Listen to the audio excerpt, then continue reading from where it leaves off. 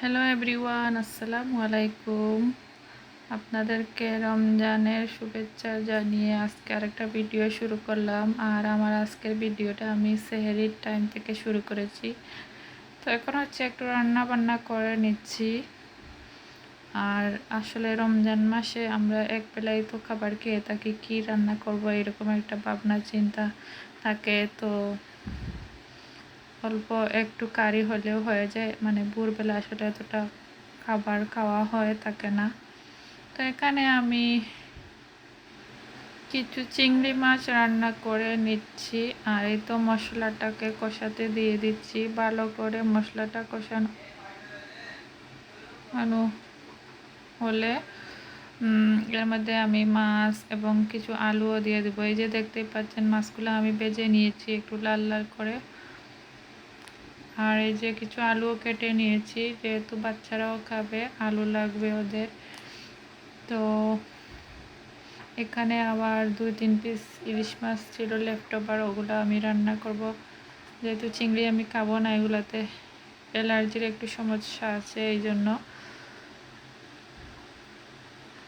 তো মশলাটা ভালো করে কষানো হলে এরপরে আমি ওগুলো দিয়ে দেব।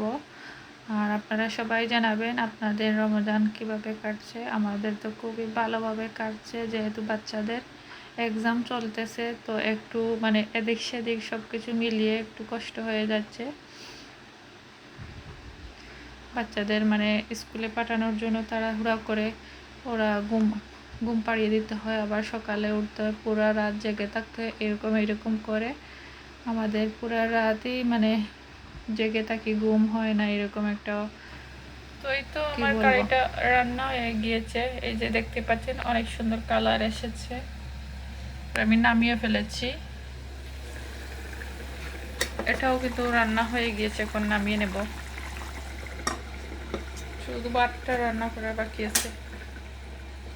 তো এটা আমি পরে রান্না করবো, পাতিলটা ধুয়ে রেখে দিয়েছি।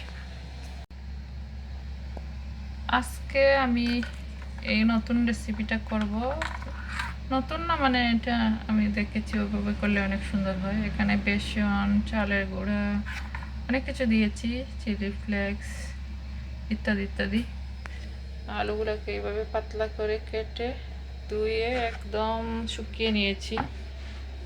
তো এখন এগুলো আমি ভাজবো।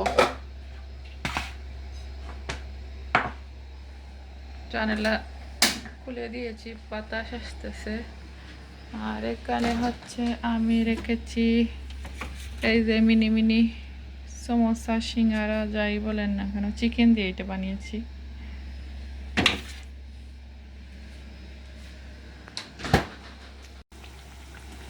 এই যে ফুলছে প্রচুর, বাট অনেক ধৈর্য নিয়ে করতে হয়, অনেকক্ষণ লাগবে। আমার বাবা এত ধৈর্য নেই, কয়েকটা করে চলে যাব, আরও অনেক কিছু করে আছে। তো কয়েকটা হওয়ার পরে চলে যাবো। এই যে অনেকটা হয়েছে, এখানে অনেকগুলো, এতগুলো করবো না, নরম হয়ে যাচ্ছে কেন।